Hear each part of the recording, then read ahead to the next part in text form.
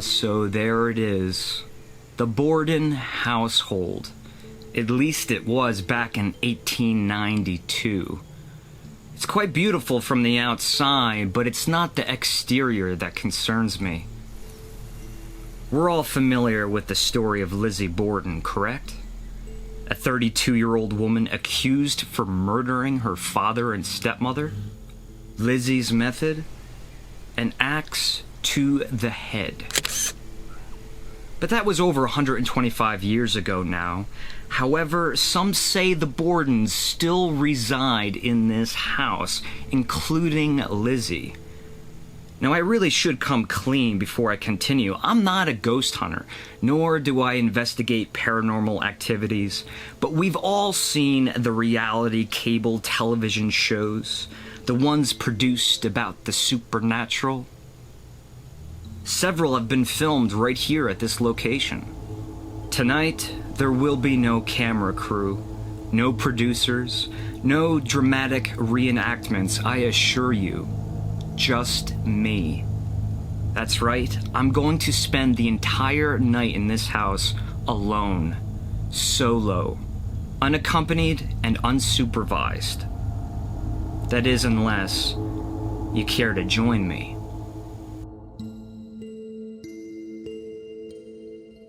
Talk about once-in-a-lifetime opportunity here. Having the whole house to myself. I really lucked out with this. Oh boy. It's gonna make the experience so much more terrifying.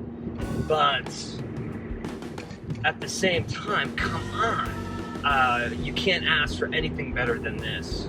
Where am I? Is this the beginning of the tour for the Lizzie Borden house? Yes, it is. So how do these tours work? But we take you to the house, we show you where things happen, we show you some things that are period correct, things that are original to the Bordens, and just give you a little walk back in time, you know? I think my main question coming into this was, what kind of crowd comes here? I mean, are these people with morbid curiosity, or are there people... It's gotta be. It's gotta be, so that's the main crowd? Oh yeah, it's gotta be. So they get a kick out of, how would you describe it, just staying in a home where... The majority of the people that I've spoken to are here for the morbid curiosity. So as my viewers know, I'm big on aromatics, fragrance, scent, smell, how it's attached to our memories, emotions.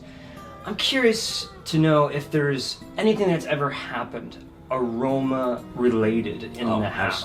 Absolutely. I came in one morning, it was me and the other tour guys. So we walk into the house, we walk through the kitchen, and now I can smell burnt toast. So I asked the other tour guide, I said, do you smell that? He says, yeah, it smells like burnt toast. So we walk through the house, open up the curtain, we're only out of the kitchen for about 30 seconds to 40 seconds. Yeah. Walk back into the kitchen, and it's gone. The toast. Yeah, the burnt toast smell is gone. Does that have any significance? It was a very strange experience for me, it really was. Not so much scary, but most certainly unusual. I'm Shane, by the way. I'm Billy. Billy, nice to meet you. Nice to meet you. I think I might just have to take this Supreme replica axe, hatchet to be more specific, with me. Billy, he's gonna show me around the place. So let's go on inside and see some of the rooms. I'm excited, aren't you? Let's do it. Let's do it. I'm following you. Well, first off, welcome to the Lizzie Borden House. Wow. All right. This is incredible. You don't see houses like this too often. No. Houses like this, they have character, and everything nowadays is more throwaway. This house is built to last. And just standing here right now, it's giving me chills because, you know, the part of the story that always freaked me out was like the giggle from Lizzie on top of the stairs. Top of the stairs, and here it is. Standing about 10 feet away from where that giggle took place. And this is actually the very area where Lizzie was very first informed that she was the suspect in the case. She was actually told by these two gentlemen here on the wall. Right here on the left we have Marshal Rufus Hilliard, and then on the right we have Mayor John Coughlin. Now, at the time of the murders, the actual people that were living here was Mr. Borden, Mrs. Borden. She was actually the second Mrs. Borden. Lizzie's biological mother passed away when Lizzie was only 2.5. I've never seen an actual physical apparition. Right. mean, if I did and I saw Lizzie, well then yeah, I'd say she's here, but... It's not that I don't want to believe in the supernatural or the metaphysical, but I want proof. You know, I'm always willing to put myself in very precarious situations. I think tonight is a testament to that, to experience for myself. And if I ever did experience something that was undeniable, even maybe if there was a doubt, but something happened where I'm like, wow, you know what?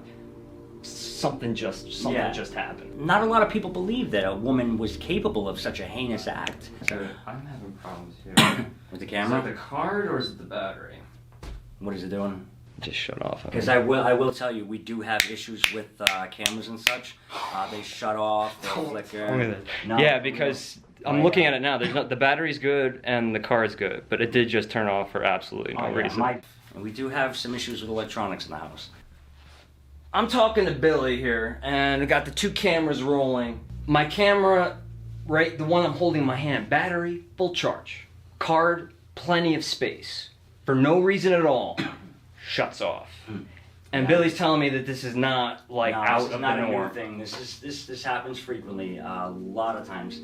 Now, Mr. Borden sold the girls this house because the way they saw it was, hey, why is she getting property and we're not getting anything? Honestly, that whole transaction there is actually the reason the girls stopped calling Mrs. Borden mother.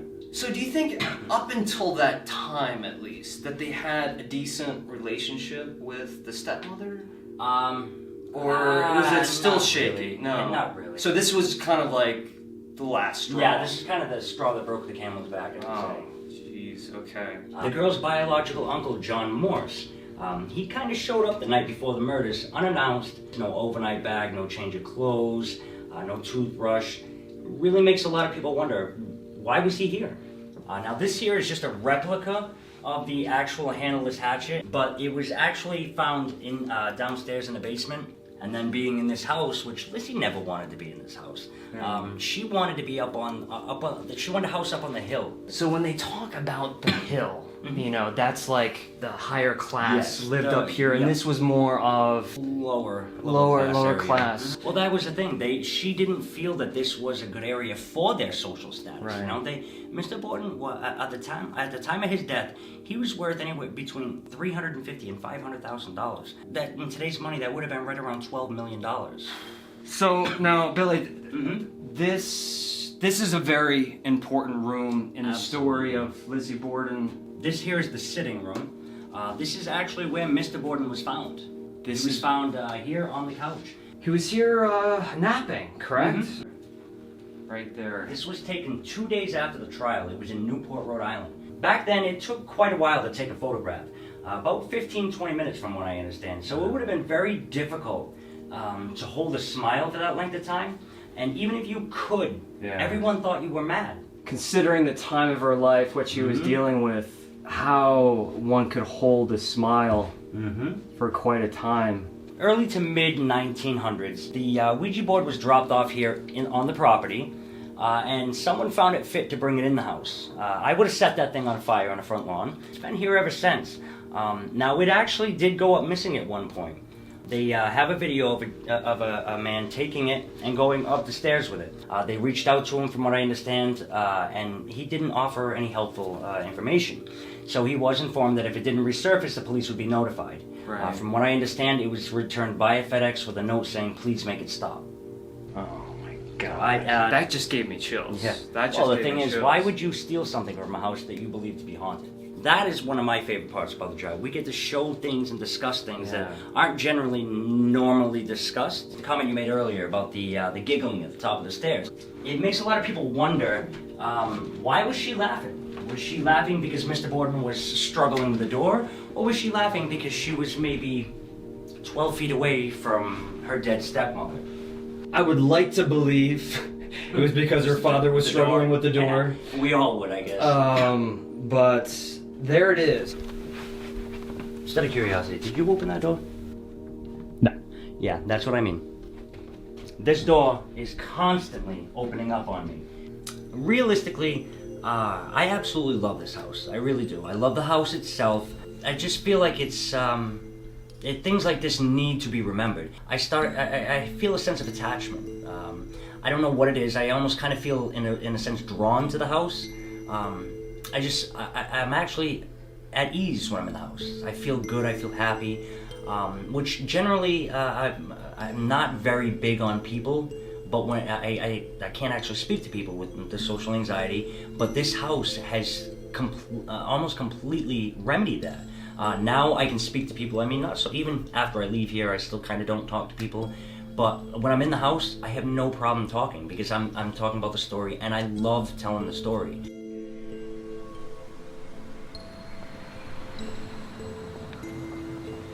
Good evening. I would like to extend a welcome for you to join me tonight on what will surely be one of the most peculiar evenings of my entire life. With a little bit of persuasion and a whole lot of curiosity, I've been convinced to spend the entire night alone in this home. The stories, the tales, the conspiracies, I don't think the mystery will ever truly be solved. But I will spend the night in this house, and I will document everything I can with only one tool in my hand, a camera. So I'll ask you one more time, will you join me? You will? Then let's do this.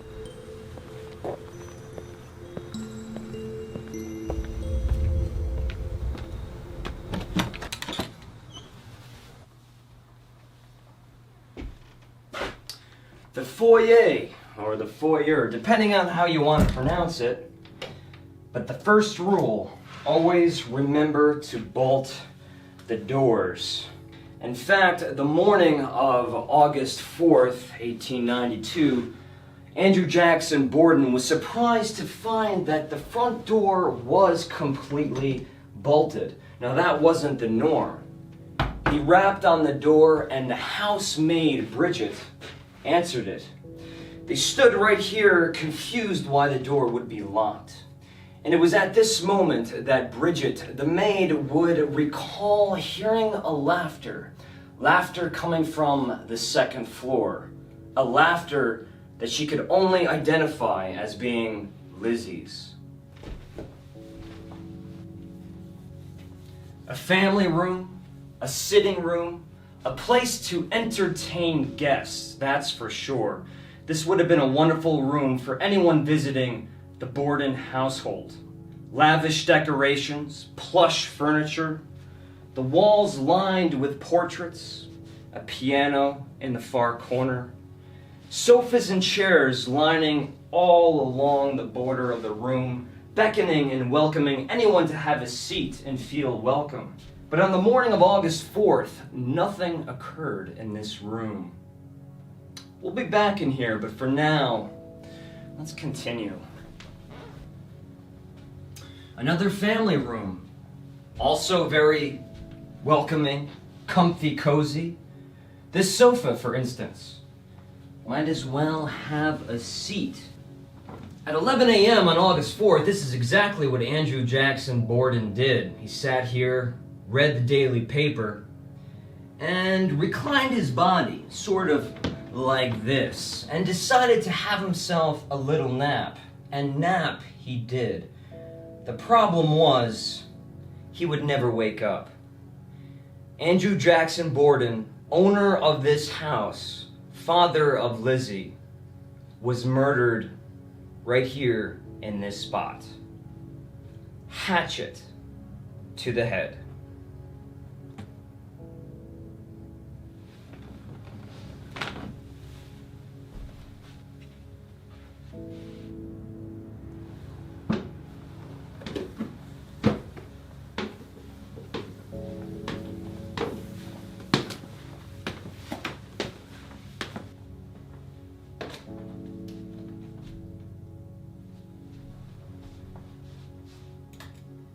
The guest room on the second floor, now known as the John Morse room. Approximately 2 hours before Lizzie's father came home on August 4th, Abby Borden, Andrew's wife and Lizzie's stepmother, was tending to this bed, changing the sheets. And to her surprise, Abby met her murderer right here in this spot. likely face to face. And with one swift blow of the hatchet to the left side of the head, Abby was knocked immediately to the floor. And then the murderer finished the job, leaving Abby for dead. But who was that murderer? For over 125 years, we've been told that Lizzie Borden was the infamous axe murderer, axe murderess, that she was the hatchet killer. But was Lizzie really responsible for these murders? That's why I came to this house, to look at this story from a different angle, under a different light, to see it as if for the first time, to look at this labyrinth that we know as the Lizzie Borden murders.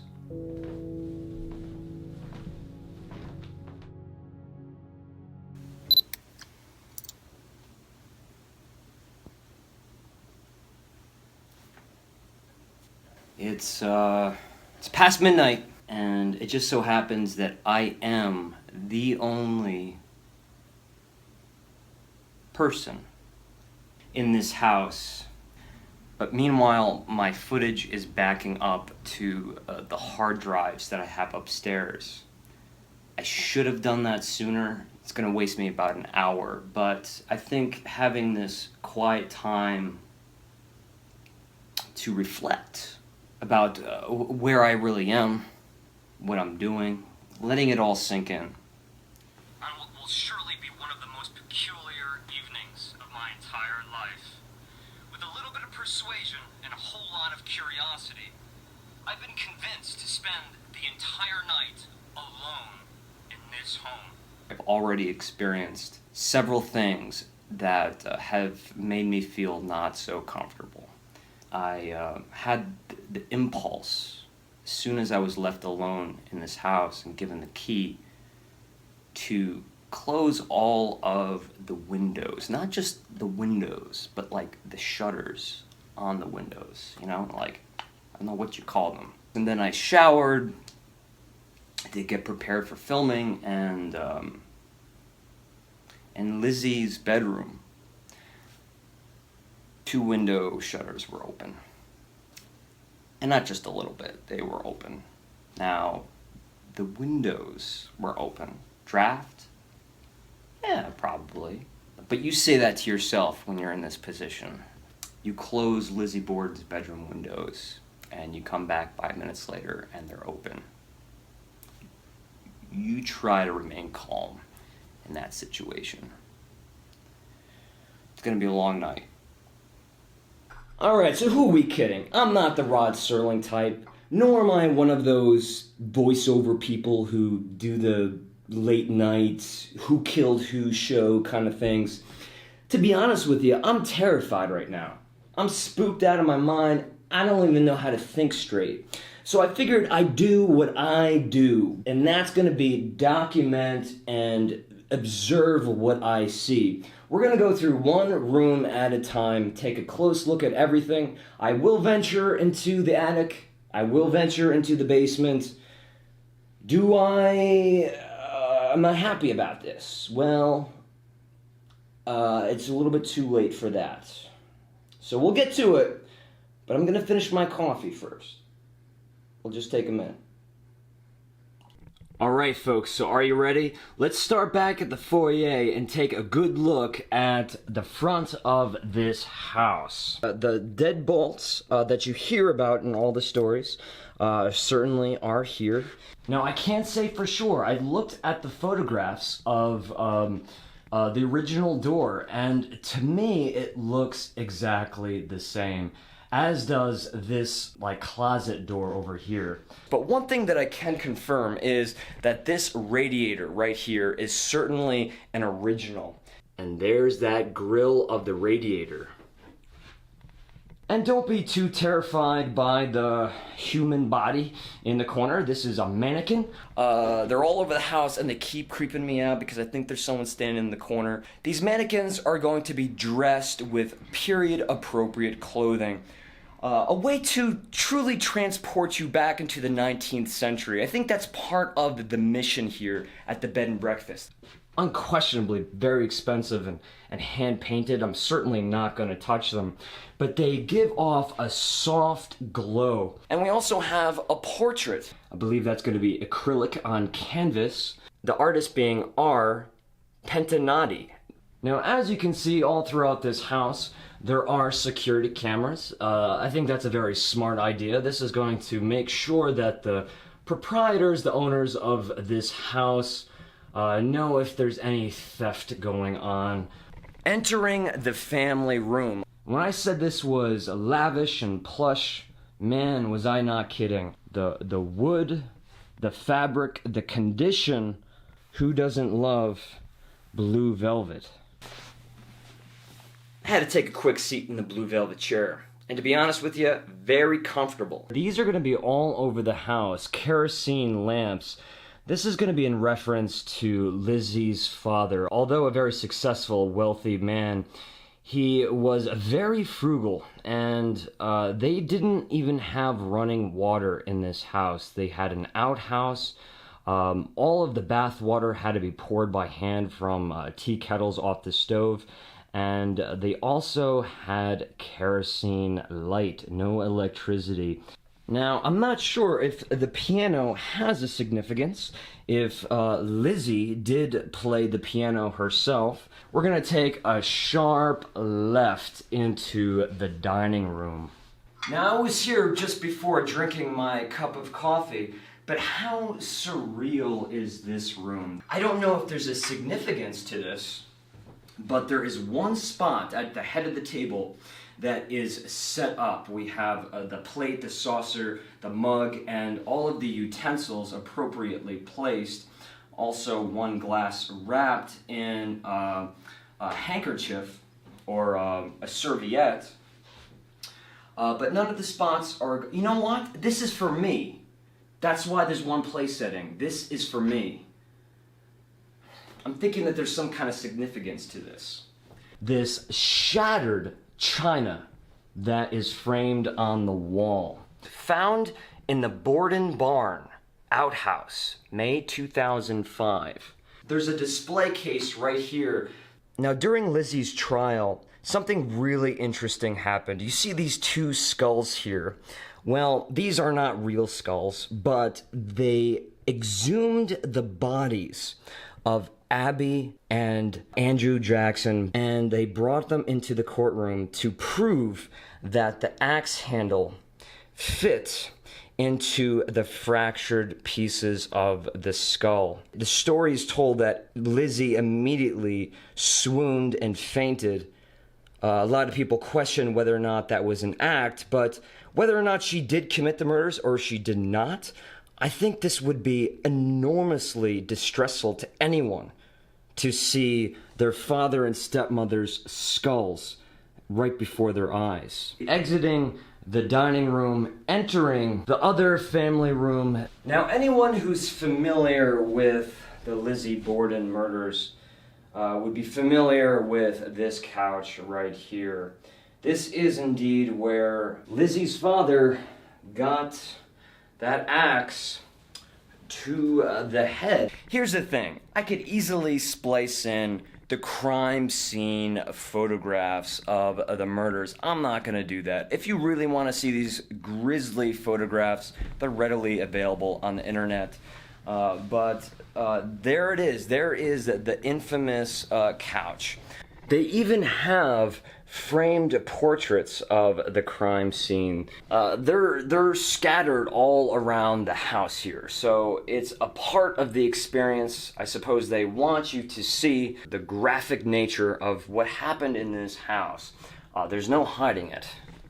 Right here we have a very young portrait of Lizzie. So if you're spending the night here at the bed and breakfast, you have fresh coffee and baked goods at your disposal.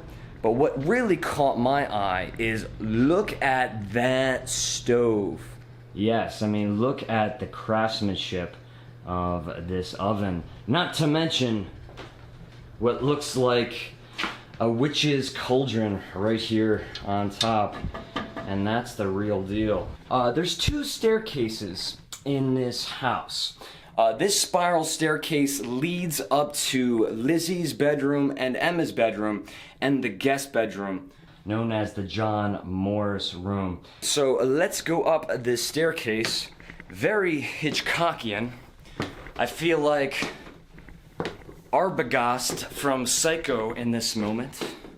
To our immediate left, we have what would have been Lizzie and Emma's dressing room. Now, it has of course been converted to a bathroom because it is a bed and breakfast. I'm gonna exit the bathroom and make the immediate left. Now, this is the other infamous room in this house. This is where the second murder occurred.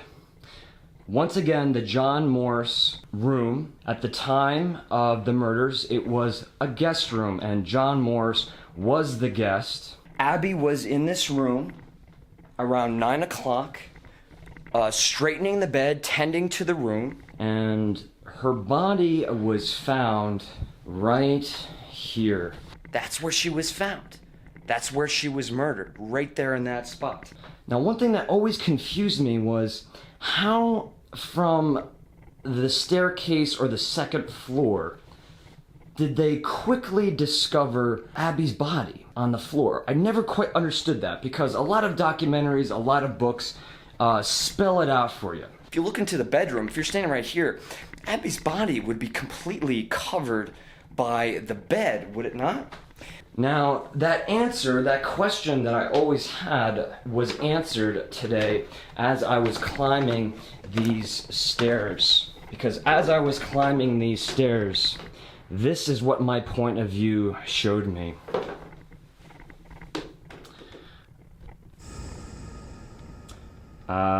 You see what I mean? I'm not gonna lie, that is a bit chilling. So yes, on your way up the staircase, Abby's body would have been visible through the space, the gap underneath the bed. You have to love these extra little touches. And I don't mean little touch. This is not a little touch. This is a screen used, or I should say a screen worn piece of wardrobe. Elizabeth Montgomery from The Legend of Lizzie Borden. This is a real piece of wardrobe that was used and worn by Elizabeth Montgomery. All right, so exiting the John Morris room and entering, you know it, you've been waiting for it. Are you ready? Are you prepared? Lizzie Borden's bedroom. Here it is. Take it all in, folks. Take it all in. But honestly, what I found the most fascinating in this room is gonna be right over here. Come over here and check this out. Through this sheet of glass, this pane of glass, if you can see, there's a lot of books here. But if you see the books that are sealed in like a cellophane plastic, these are Lizzie Borden's own personal book collection. You can imagine she read some of these or all of these right here on her bed, on her chair, perhaps on her daybed. When ghost meets ghost, and right next to it, with edged tools. Wow, you can't write that kind of stuff. You have a creepy dead girl doll here. You know, very fun doll, but don't pay attention to that. I want to draw your attention to what's right there. L.A.B. Lizzie Andrew Borden. Those are her initials, Lizzie's handwriting, on what seems to be maybe a diary, a notebook, a school book.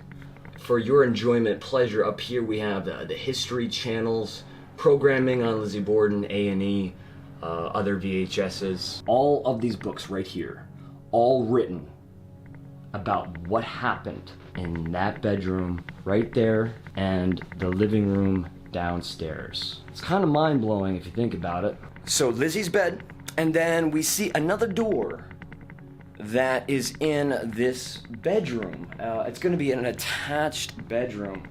And inside of here is Emma, Lizzie's sister's bedroom. Here's a beautiful portrait of Lizzie's older sister. And some pictures of Emma as a young child as well on the night table. Now, Lizzie always referred to Emma as being more of a mother figure than her own stepmother. But there's another entrance to another room. There's rooms within rooms within rooms. But I read about this and it was confirmed today that this door was permanently closed and locked shut. It created a border between Emma and Lizzie's side of the house. They had the staircase that ran down there. This would have been Andrew Jackson Borden and Abby Borden's master bedroom. Around the corner here, you see that there's another set of stairs. So Lizzie's father and stepmother had their own entryway into the house. It essentially separated the house into two segments. Let us travel through the master bedroom up into the attic. Now, I do want to warn you, the folks here at the bed and breakfast told me that a lot of people have claimed that they've seen very strange things. Things that they cannot explain in this very small bedroom. Actually, not quite that small. This would have been Bridget, the housemaid's bedroom. This is where Bridget would have been taking a nap or sleeping when she heard Lizzie scream, "Come quick, they've killed father." Something to that effect. Lizzie screamed that. I'm not gonna lie, I'm starting to... So, we've done just about everything. I've shown you the first floor. We've done the second floor. We've done the attic. The only thing left is gonna be the basement. And I don't want to back out on my word. I am going to go into the basement. It's quite tired. And it's funny what your mind does when you're tired, and by putting yourself in a spooky place. A really bad combination.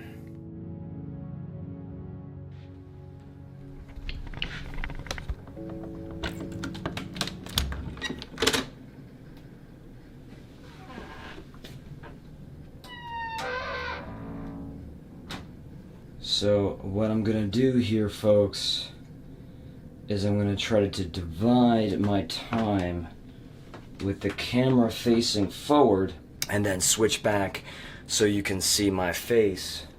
Excuse me, but my voice is completely going. Now, why don't I just turn the lights on? Well, there is a light bulb right here, and it's not working. So we have the mag light. Let's point the camera forward. And I suppose let's head into the darkness, but let's not fall.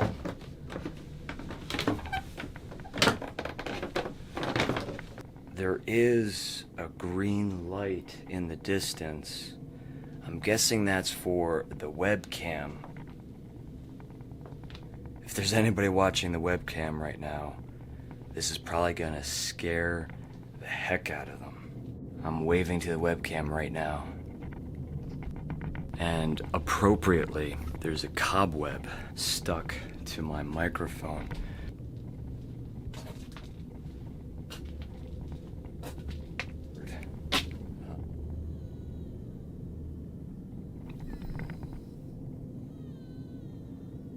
Okay, you know how when people say when they're in a haunted place, they feel like a cold draft?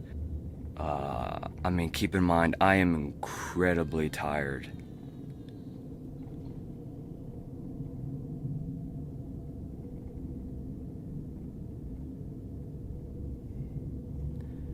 Did you hear that? I did have a little bit of a chill, but then I heard that noise, which really just, I don't know, that just confused the heck out of me. Apparently, if I'm not mistaken, this is where the part of the basement where they would have found the hatchet, the axe, now locked away somewhere. But the broken off metal portion of the hatchet would have been found somewhere in this region beyond this wall. Let's see if we can take a look. Yeah, so apparently it was found somewhere along this wall. What's that? Can you see that?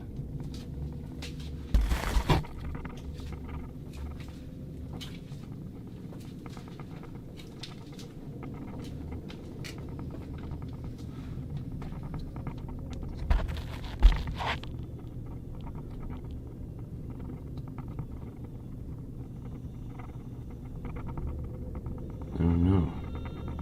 Maybe that's where they found it. And this was another little tip that they gave me to kind of come to the backside of the basement. But they said if I shined a flashlight through that little passageway right there, that we would see a face on the wall. Now, I don't know what they mean by that, but I'm gonna shine the light in there, point the camera in there, and you let me know if you see a face on the wall.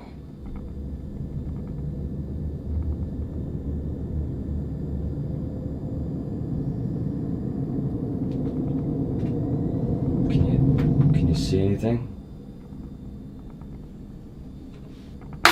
Oh. Drop my flashlight.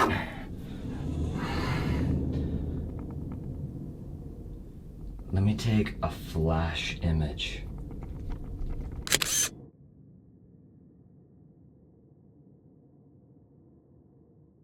I'm sorry guys, I was off screen while I was taking those snapshots with my flash on my camera. And I mean, you tell me. I took several, definitely making me want to finish up this basement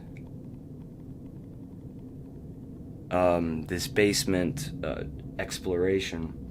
I can't even feel where I'm stepping at the moment. I guess you can call that a tour of the basement. I don't know what I saw. I would need to know where all of the lights are in the basement, and I absolutely have no idea where the light bulbs are located, but that's why you need your magic mag light. It'll save you every time. All right. Let's get out of here. And look at that, folks.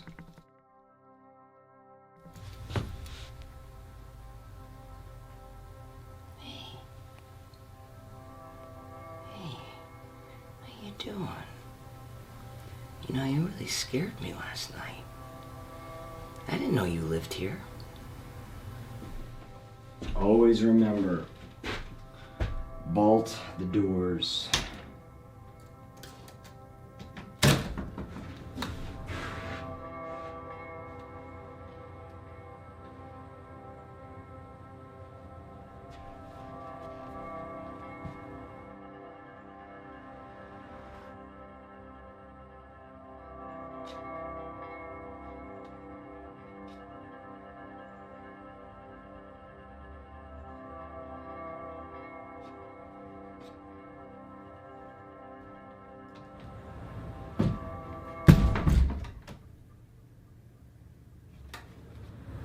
I'm just kidding, I have to get my stuff. I can't end it that way.